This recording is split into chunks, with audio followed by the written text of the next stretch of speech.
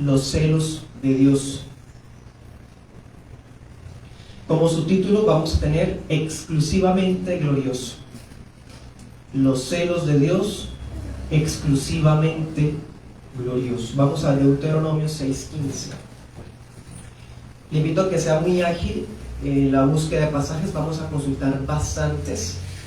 Hay muchos que no alcanzaríamos a leer, entonces anótenlo en el devocional familiar de casa. Le invito a que lo lea con su hogar, juntamente con el Génesis 41 que el pastor nos comentaba de leerlo el día de hoy con nuestros hogares. Por cuestión de tiempo no alcanzaríamos a leerlos todos. Deuteronomio 6:15, estaré usando la Reina Valera 60.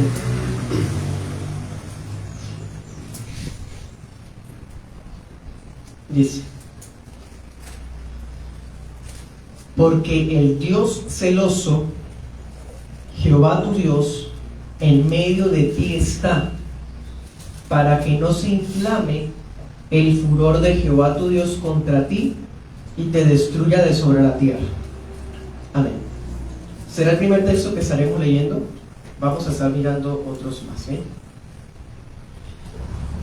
El celo de Dios es uno de los atributos comunicables más impopulares y extraños. Claro, todos tenemos un concepto negativo de lo que son los celos. Tenemos imágenes un poco bochornosas de lo que es alguien celoso. Entonces es difícil digerir que Dios sea celoso.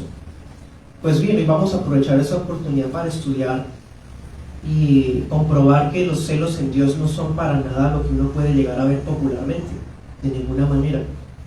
Vamos a estar viendo que los celos de Dios están íntimamente asociados con la santidad de Dios, pero también con su odio y con su ira. ¿Sí?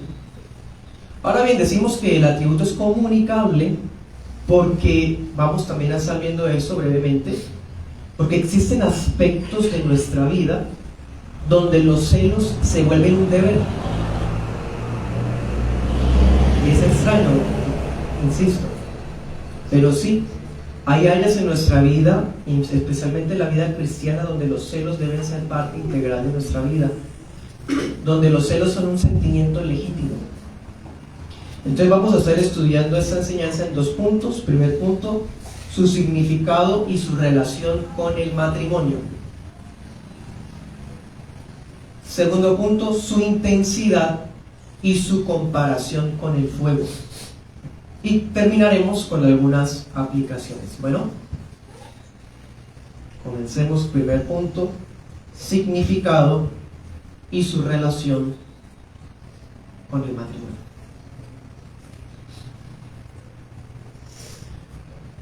Bien, algo que le damos gracias a Dios por su providencia es que la iglesia de Bucaramanga ya estudió los atributos de Dios. Entonces ya ustedes saben qué es impasibilidad, saben qué es aceidad. Entonces puedo manejar esos conceptos con confianza, ¿sí? Pues bien, ya teniendo claro lo que significa impasibilidad, o sea, que Dios no tiene pasiones ni sentimientos, y teniendo claro que la aceidad de Dios, que Dios siempre es, ¿sí? Y no depende absolutamente de nada. Bueno, ya teniendo claro esos dos atributos, pues vamos a entender que los celos en sí mismos son un antropopatismo. Antropopatismo. ¿Se acuerdan? Varias versiones, o bueno, varios textos en la Biblia habla, por ejemplo, de las narices de Dios, las espaldas de Dios, ¿se acuerdan? La boca, en fin. Esos son antropomorfismos, es decir, son comparaciones como si Dios tuviese partes corporales. Pero sabemos que Dios es espíritu, por lo tanto es un lenguaje literario, más no literal en el sentido de que Dios tenga esas partes, ¿cierto?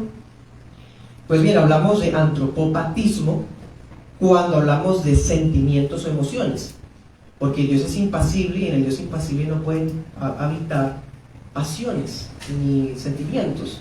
Entonces cada vez que, por ejemplo, dice Dios es amor, Dios es celoso, bueno, eso es un antropopatismo, ¿sí? Es decir, se usa un lenguaje que sea fácil para el lector y así pues hacernos entender un poco de lo que Dios siente, por así decirlo. Es que es difícil tratar de usar nuestro lenguaje para hablar de Dios. Por eso la teología tiende a ser tan minuciosa en términos que a veces es un poco tedioso, pero debe ser algo que debemos estar familiarizados, hermanos. Entonces, bien, los celos son un antropopatismo. El Dios, que es espíritu purísimo, no posee pasiones volubles como las nuestras. Un día estamos contentos y alegres, y el otro día no. Así somos, porque somos cambiables, pero Dios es inmutable. Entonces Dios no es voluble, así que por eso decimos que es un antropopatismo. ¿Cómo definimos los celos de Dios?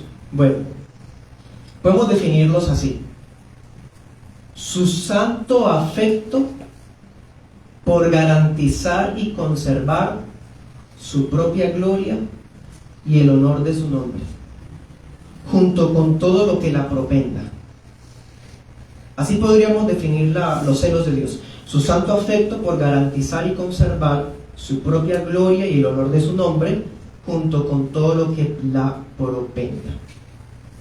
Efectivamente, hermanos, el celo divino no está relacionado con la envidia, como sí ocurre con nosotros. No está relacionado con las pasiones carnales. Cuando pensamos en celos humanos, uno sí se imagina esas cosas. Generalmente los celos del hombre y de la mujer son una obsesión posesiva. Son un sentimiento de impotencia ante la indiferencia de alguien que se quisiera poseer. A veces los celos en los hombres o en las mujeres son una sospecha malsana de que una persona amada prefiere a otro antes que a sí mismo. Otras veces es envidia por el bien ajeno. En fin, los seres humanos somos autores de unos celos carnales, malos, pecaminosos. Son en realidad una manifestación de nuestra inseguridad y de nuestra condición caída. Así que claramente en Dios estos tipos de celos no existen. Dios no cela de ninguna de estas maneras, pues su santidad, como ya sabemos por el atributo de la simplicidad, su santidad impregna todos los atributos de Dios. La ira de Dios es santa, el odio de Dios es santo, los celos de Dios son santos, ¿sí? Porque Dios es santo. Es que pongámonos a pensar, hermanos. Si los celos, humanamente hablando, vienen siendo como una especie de envidia, de conflicto, Dios no tiene igual, Dios no tiene rival. ¿A quién pudiera envidiar? ¿Quién puede competir con Él? ¿Ven? Así que cuando hablamos de los celos de Dios, estamos hablando de su carácter, ¿sí? Son parte de su carácter y tienen que ver con la adoración que Él exige para sí mismo, siendo intransigente con cualquier cosa que sea colocada a su lado para pugnar o competir con su gloria. Dice la palabra: no tendrás dioses ajenos delante de mí. Dice otro pasaje: no le doy ni gloria a nadie más. No hay Dios fuera de mí. ¿Sí? Ahí están los celos de Dios. No estamos frente a un capricho egoísta, sino a una prerrogativa divina. ¿Qué es eso? Un derecho. Claro, es una prerrogativa de Dios, porque la excelencia y la perfección de Él demandan que Él sea el único glorificado. Es apenas lógico. Toda la creación le rinde adoración solamente a Él, porque realmente no existe nada más perfecto, excelente y bueno. Y especialmente por parte de su pueblo también se nos demanda esa adoración. Cito al doctor Ropero, abro comillas: Dios es celoso debido a su santidad y no puede tolerar que se atente contra su honor, ni que se desvíe de él a aquellos que son objeto de su amor. Cierro comillas. Y saben, ese atributo es una de esas perfecciones que hacen a Yahvé, Jehová, nuestro Dios trino, un Dios diferente a las demás religiones. Por ejemplo, en el paganismo, una persona podía ser devota a varios dioses sin problema.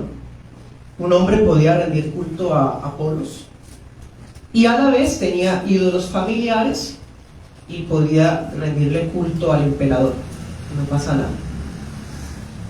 Hoy día, en el paganismo de Occidente, encontramos a mujeres devotas a determinada virgen regional, mientras rinde votos a santos y ángeles. Claro, en el paganismo no hay problema rendir culto, adoración o servicio a distintas cosas a la vez. Pero el Dios de las Escrituras reclama exclusividad. Exclusividad desde el primer mandamiento: no tendrás dioses ajenos delante de mí. Ese es el primero. Segundo mandamiento, ¿se acuerdan? No te harás imagen ni ninguna semejanza. Leámoslo, mejor dicho, Éxodo 25. De hecho, este pasaje de Éxodo 25 es la primera vez que dice que Dios es celoso. Y el que lo dice, Dios mío. Éxodo 25, segundo mandamiento. Leámoslo desde el 4. Dice: no te harás imagen ni ninguna semejanza de lo que está arriba en el cielo, ni abajo en la tierra, ni en las aguas debajo de la tierra. No te inclinarás a ellas, ni las honrarás, porque yo soy Jehová tu Dios fuerte, celoso, que visito la maldad de los padres sobre los hijos hasta la tercera y cuarta generación de los que me aborrecen, y hago misericordia a millares de los que me temen y guardan mis mandamientos. Anótese otro, Deuteronomio 5:9. Los dos primeros mandamientos están sustentados sobre la base del celo de Dios. Impresionante. Es un atributo muy importante. Aunque a algunos les cueste digerirlo, toca digerirlo. Si nuestro Dios es el Dios real, bíblico, vivo y verdadero, nuestro Dios es celoso. El Dios falso, un ídolo falso, es un Dios liberal. Un Dios liberal que dice: ay, yo no te voy a exigir esas cosas a ti, o sea, no pasa nada, igual tú crees en mí, ¿no? Tú me amas, no importa que tú estés rindiéndole culto aquí a tal ídolo, o que tengas eso en tu vida, o sea, no pasa nada, yo te comprendo, yo sé que eso es un proceso. Hermano, ese es el Dios del mundo. El Dios de las Escrituras es un Dios exclusivo. Él demanda ser exclusivo. Es la base de la prohibición a no tener otro Dios, a no hacerse imágenes, a no inclinarnos a otro, a no servirle a otro que no sea Él. Es más, Éxodo 34:14, leámoslo, ese texto es muy impresionante. Éxodo 34:14.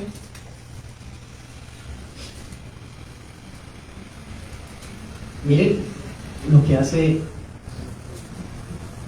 el Señor. Aquí es el Señor el que está hablando.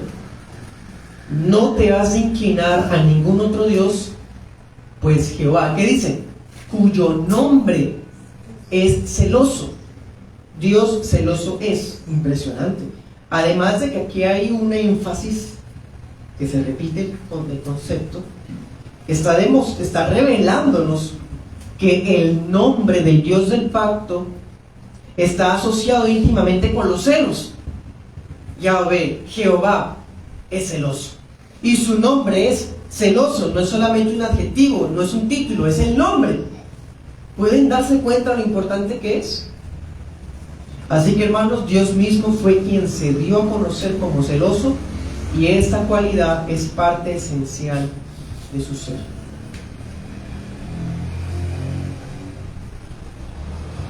Entonces, esto nos lleva a lo siguiente: tener una relación genuina con el Dios verdadero, demanda lealtad. Si Él es nuestro Dios, nosotros somos su propiedad.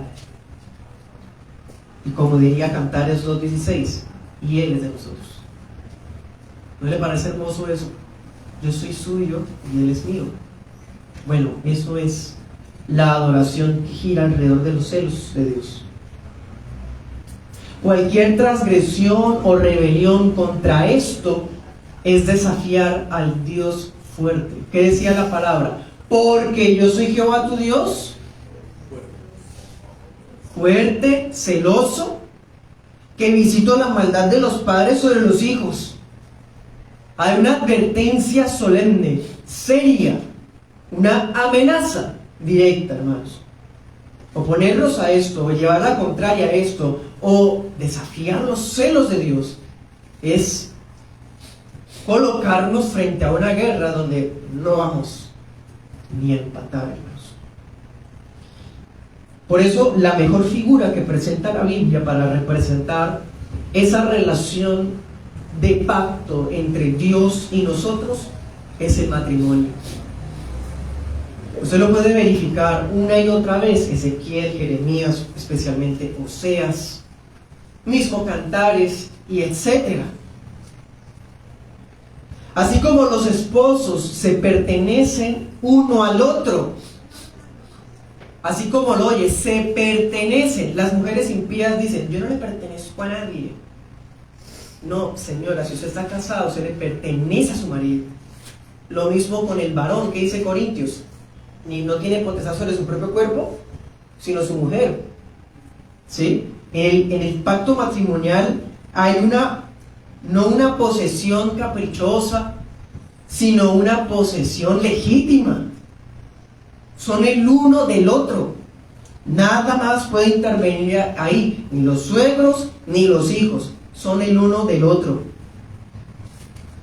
Pues bien, los esposos se pertenecen el uno al otro y tienen derecho a exigir afecto mutuo. Claro, el esposo, ¿por qué va a buscar cariño en otro lado? Tiene derecho a reclamárselo a su esposa y la esposa a reclamárselo al esposo, porque se pertenecen, hermanos. Y es un afecto mutuo y exclusivo. Diría el libro de Proverbios: es una fuente, un manantial secreto, manantial cerrado. Bueno, con Dios es así. Dios nos reclama como suyos y todos nuestros afectos son de Él. Y sea que comamos o que bebamos, tiene que ser para su gloria. No solamente por ser criaturas suyas, sino más aún por ser miembros redimidos de su pueblo. Hermanos, ningún animal le ha rendido la adoración a ningún ídolo. Los animales adoran al Creador todos los días, cumpliendo sus objetivos de vida, sus instintos. Todo eso es parte de su adoración a Dios. Los únicos idólatras son los seres humanos. Somos nosotros. Usted nunca va a ver animales rindiendo culto a un ídolo. No.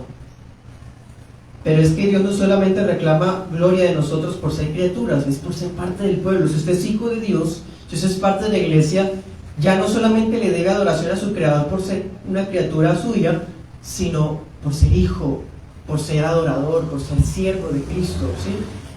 O sea, estando en esta condición de miembros de la iglesia de Cristo, nos hace aún más comprometidos a la adoración.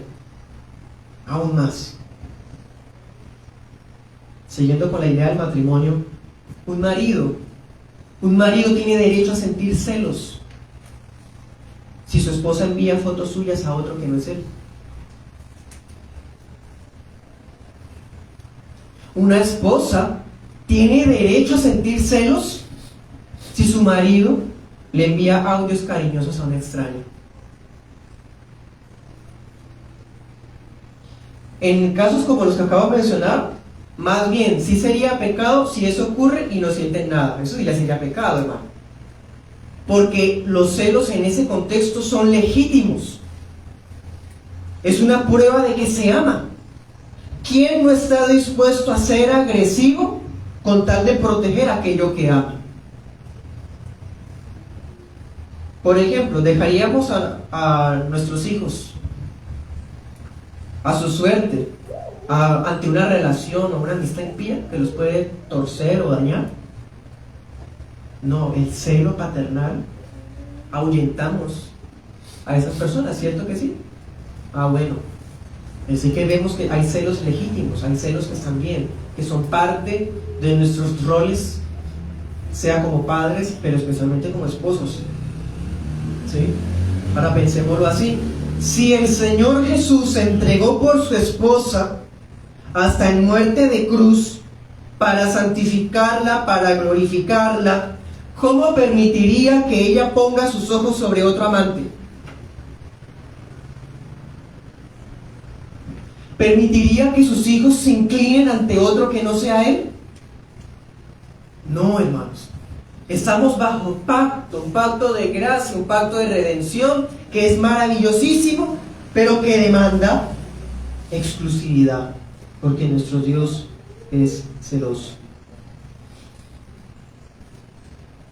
Cuando Dios se refiere a los celos en la Biblia vemos muchos ejemplos, y uno de ellos es un esposo siendo traicionado. Números 25. Israel despertó los celos de Dios cuando se enredaron con Baal-peor en el desierto. Éxodo 8. Los celos de Dios se despertaron cuando se atrevieron a introducir una imagen al atrio del templo. Deuteronomio 29. Cada vez que alguien se apartaba de Jehová para adorar a un ídolo, los celos de Dios se despertaban. Y precisamente por esto fue que Dios terminó destruyendo terriblemente a los reinos de Israel y de Judá. Ezequiel 23. Por celos. Diría Zacarías 1:14. Dios los celó con gran celo y con gran ira. Y Ezequiel 16:38 dice: les dio un castigo de las adúlteras, porque fueron desleales al pacto, infieles, y despertaron los celos de Dios. Así es verdad, todo pecado de idolatría que nosotros cometemos siendo cristianos puede ser descrito legítimamente como una infidelidad. Porque ¿qué dice la Biblia, hermanos? Que la iglesia es la esposa del Cordero. Nuestros actos de idolatría son infidelidad abiertamente contra el Señor. Y usted lo sabe, las Escrituras asocian una y otra vez toda idolatría con los pecados de fornicación, es más, hasta con la prostitución. Anote este versículo, por ejemplo, Jeremías 3, del 6 al 9. El Señor Jesús lo resume de esa manera. Dice la Dios habla hoy, Mateo 6:24. Nadie puede servir a dos amos, porque odiará a uno y querrá al otro, o será fiel a uno y despreciará al otro. No se puede servir a Dios y a las riquezas. No se puede. ¿Cómo que no se puede? Pues en el paganismo sí se puede, pero el Dios genuino, vivo y verdadero, no, porque Él es celoso. Él es el que no lo permite. Él es el que dice no se puede, porque Él lo prohíbe. Él no tolera eso, hermanos. Bueno, segundo punto: su intensidad y su comparación con el fuego.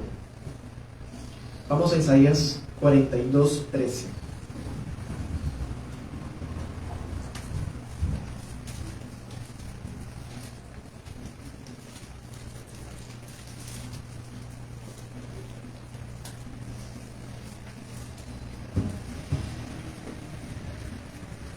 Isaías 42:13. Miren este cuadro tan colorido. Dice: Yahvé saldrá como gigante, como hombre de guerra despertará celo, gritará, voceará, se esforzará sobre sus enemigos. ¿Qué vimos en el primer punto? Una comparación con un esposo. un matrimonio. Esa es una de las ilustraciones más frecuentes en la Biblia. Esta es menos frecuente, pero sigue siendo intensa, ¿no? De hecho, esta muestra la intensidad. La una muestra lo que en nuestros términos sería el sentimiento, ¿no? El sentimiento de exclusividad. Pero esta otra nos muestra un cuadro donde vemos a un guerrero que grita con fuerza contra sus enemigos. Más adelante, en Isaías 59:17, el profeta describe a Dios como vestido con ropas de venganza. Y dice, cubierto con un manto de celo.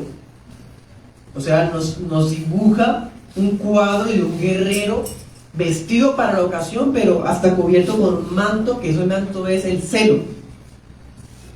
¿Sí? Nahum 1:2 dice, Jehová es Dios celoso y vengador. Jehová es vengador, lleno de indignación. Se venga de sus adversarios y guarda enojo para sus enemigos. Todo esto nos muestra la motivación y la fuerza abrumadora con la que Dios se enfrenta a cualquiera que quiera competir con Él. ¿Sí? El primer cuadro nos muestra el sentimiento de propiedad, pero ese segundo cuadro nos muestra lo que Él hace contra el que se atreve a competir con Él. Él está dispuesto a vencerlo, hermano, con su fuerza. Impresionante. Es un guerrero armado para defender lo que le pertenece. ¿Qué? Su alivio gloria. Bueno, aunado con esto, tenemos un tercer cuadro, el cuadro del fuego. El cuadro del fuego se parece mucho a este del guerrero. Lo que pasa es que el cuadro del fuego nos muestra los efectos de esa ira, de los celos. En el primero vemos el sentimiento de propiedad, por así decirlo. En el segundo vemos cómo Dios está dispuesto a pelear por lo suyo, por así decirlo. Y en ese tercer cuadro, que es el del fuego, compara los celos con el fuego. De hecho, el primer versículo que leímos, ¿se acuerdan? Decía que se inflama su furia porque es celoso. Bueno, en el hebreo, hasta en el griego, los términos fuego y celos son sinónimos casi. Los celos son como cuando el agua está hirviendo ya, ¿sí? Es la realidad del fuego de Dios representada en el fuego, del celo, de Deuteronomio 4:24. Deuteronomio 4:24.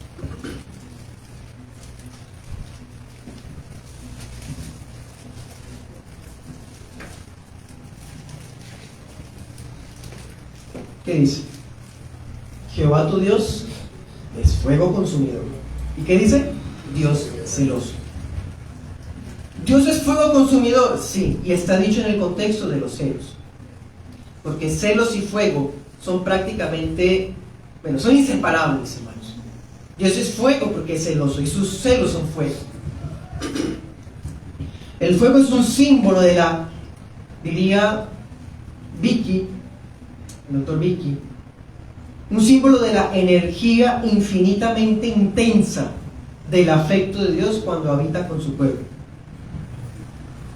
¿Sí? O sea, el fuego de Dios, moviendo los celos como fuego de Dios, nos ayudan a entender los efectos que pueden llegar a ocasionar contra aquellos que los despiertan.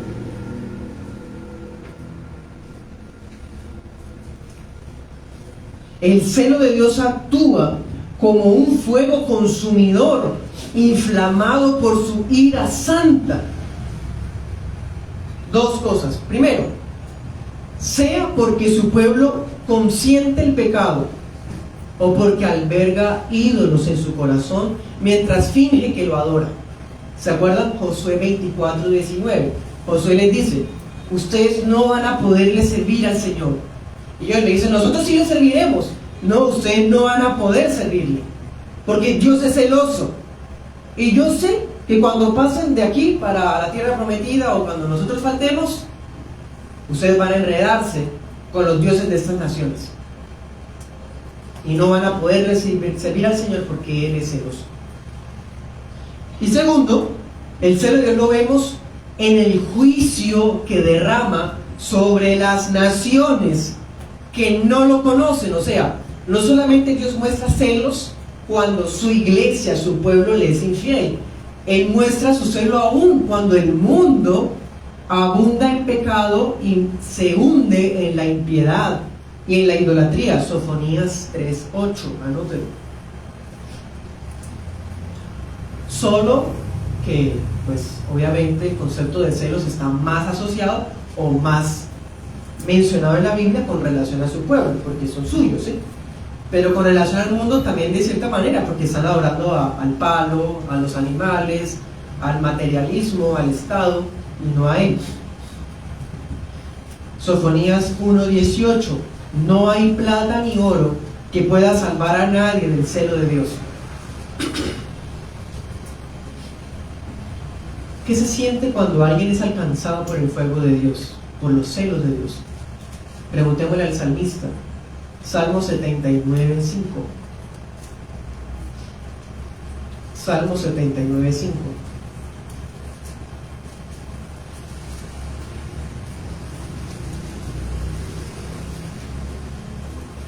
El profeta Asaf dice: ¿hasta cuándo, Yahweh, estarás airado para siempre? ¿Arderás como fuego tu celo? ¿Saben, hermanos, cuál es la sensación de estar abrazados o aplastados, mejor, por los celos de Dios? Esto. Se llega a sentir que es un fuego que no da descanso, como queriendo ya salir de esa tribulación.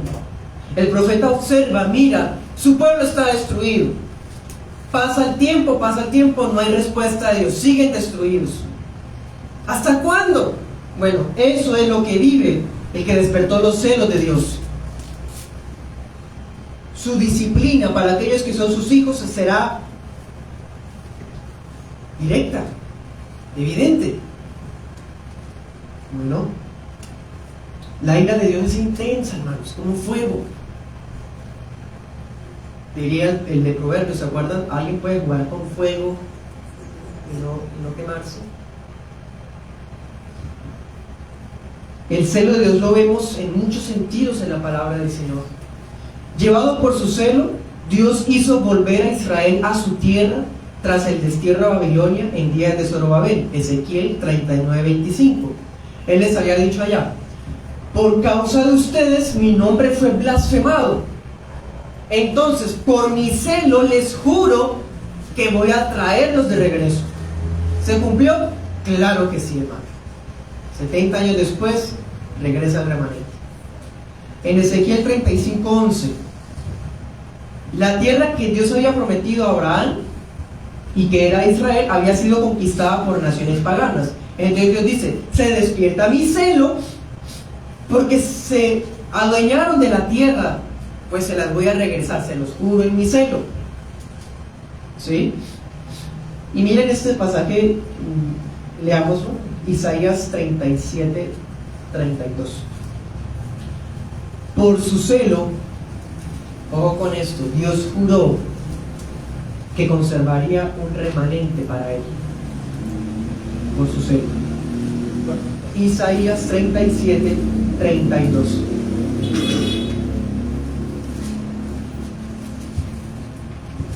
Dice: de Jerusalén saldrá un remanente y del monte Sión los que se salven. El celo de Jehová de los ejércitos hará esto. Ezequiel 38:19, anótelo. Por ese mismo celo, Él defenderá a su iglesia cuando se desate la última persecución. En nuestro sistema escatológico creemos que antes de la venida de Cristo va a desatarse una persecución sin precedentes. Pero cuando llegue ese momento, se verá al Hijo del Hombre y con su presencia destruirá al impío.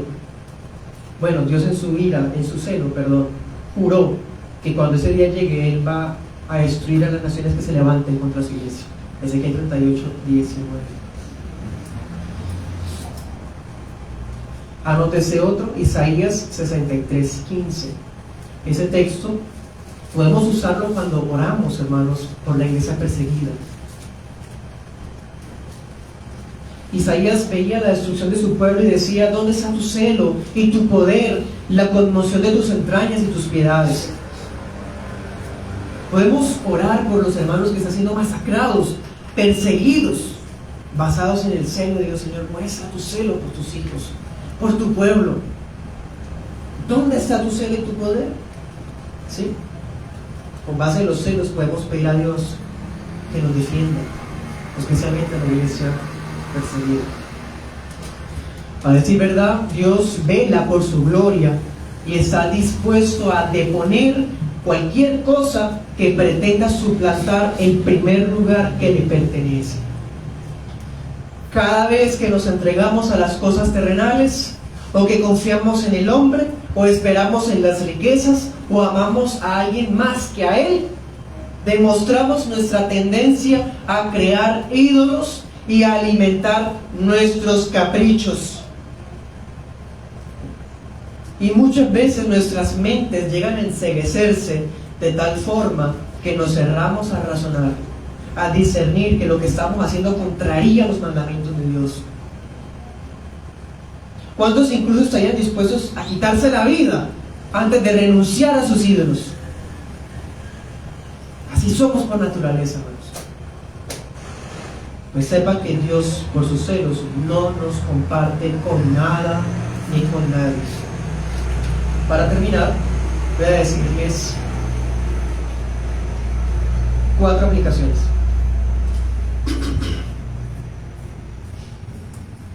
Primera aplicación. Una evidencia también de la deidad de Cristo es que en Isaías 42:8 dice que Jehová Dios no comparte su gloria con nadie. En cambio, con Cristo no siente ningún celo, porque el Padre y yo lo somos. De hecho, Él mismo glorifica al Hijo. Él mismo nos mueve a que glorifiquemos al Hijo. Podemos honrar al Hijo, y eso es adoración genuina. De hecho, Isaías 9:7, llevado por su celo el Padre prometió que el imperio del Mesías no tendría límite.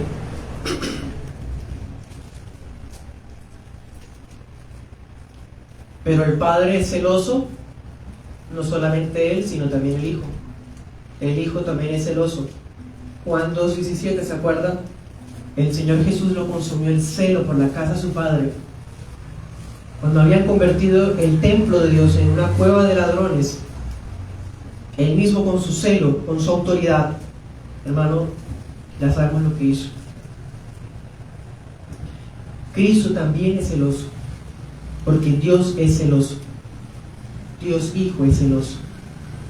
Dios Hijo dijo en Lucas 14:26, si alguno viene a mí y no me ama más que a su padre, a su madre, a su esposa, a sus hijos, a sus hermanos y a sus hermanas, y aún más que a sí mismo, no puede ser mi discípulo. Cristo es celoso. Si Cristo es Señor de nuestras vidas, Él reclama lealtad de nuestra parte en cada área de nuestra vida. Segunda aplicación, el Espíritu Santo también es celoso. Leamos Santiago 4.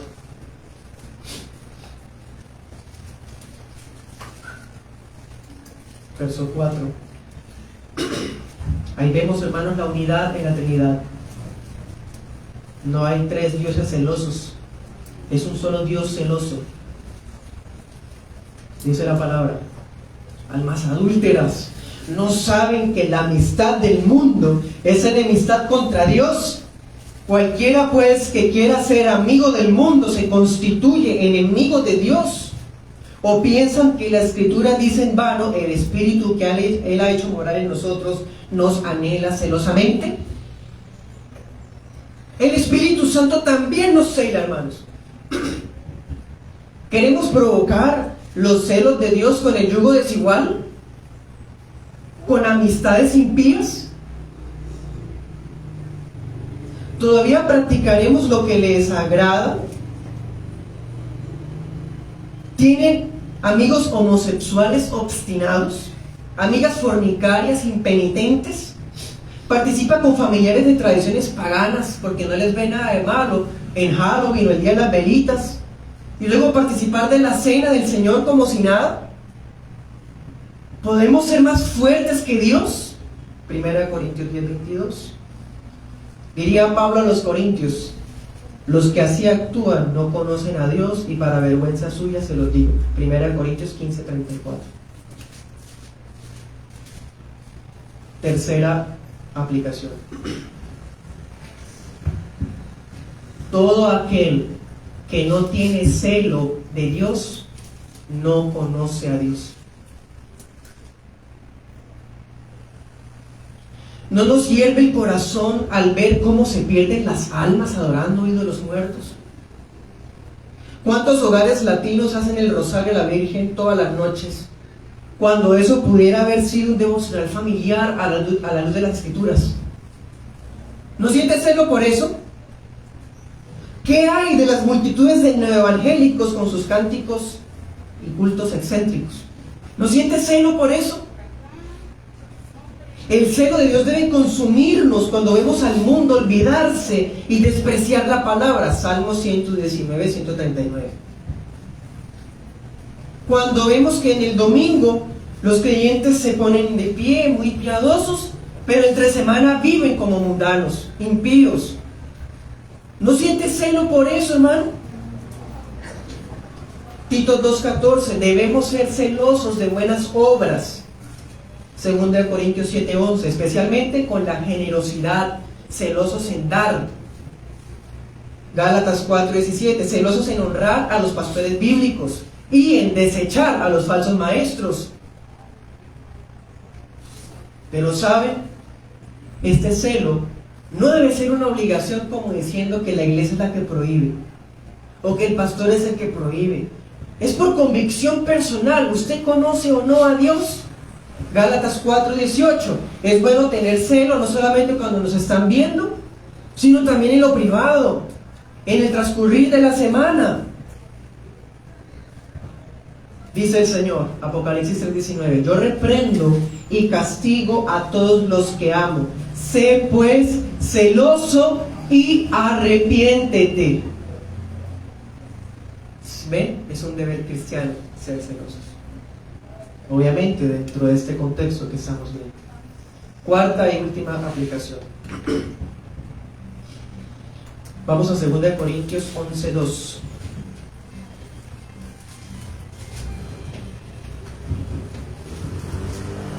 Aquí habla el apóstol Pablo como pastor y dice: los celo, pastor a los hermanos de la iglesia, dice, los celo con celo de Dios, pues los he desposado con un solo esposo, para presentarlos como una virgen pura a Cristo. Cuando un pastor bíblico ve a miembros y congregantes de su iglesia radiantes de alegría con sus amistades impías, pero todos serios e indiferentes en la iglesia, o los ve indiferentes en congregarse en un culto de oración, pero sí tienen todo el ánimo y los recursos para ir de paseo. Cuando un pastor ve una vida doble de creyentes, congregantes o miembros en sus tiempos libres, ¿acaso no tiene derecho a sentir celo por eso? No, no es derecho, es que le toca sentir celo por eso. El apóstol Pablo experimentó esto porque el ministerio pastoral consiste en presentar a la gente a Cristo, como si le presentáramos a Cristo a su novia, virgen, bella, a Él, solo a Él. Ahora bien, aclaro algo: tener celo bíblico no significa imponer nuestros pareceres personales, reglas y escrúpulos. Algunos, disfrazados de un celo, cometen el mismo pecado de Romanos 10:2. ¿Se acuerdan? Dice, celo no conforme a ciencia. Un celo ignorante es el que se basa en lo que a cada cual le parece y empieza a esclavizar la conciencia de otros hermanos. No, es que a mí esa parte no me parece. Porque ¿cómo es posible que tal cosa? Bueno, ¿y la Biblia qué dice? No, pero es que ni sentir tal cosa. No, eso no es celo. Eso es legalismo. El legalismo se disfraza de celo, hermano, cuando no tiene sustento bíblico. El celo bíblico es esto, lo que estamos viendo. Cuando vemos infidelidad al Señor explícitamente. Bien, vale la aclaración, ¿cierto? Nuestro celo debe evidenciarse a favor del orden bíblico en la iglesia, la verdad en la doctrina, el honor de su esposa, el bienestar de sus hijos, la sujeción a su marido. Ese es celo de Dios. Pero nuestra falta de amor y de celo por Dios nos muestra cuán cortos nos quedamos de la perfección de Cristo. El Señor nos ayude, hermanos. Todos, empezando desde el servidor, despertamos los celos de Dios a diario. Que el Señor nos conceda ser leales, fieles a Él todos nuestros días. Amén. Oremos.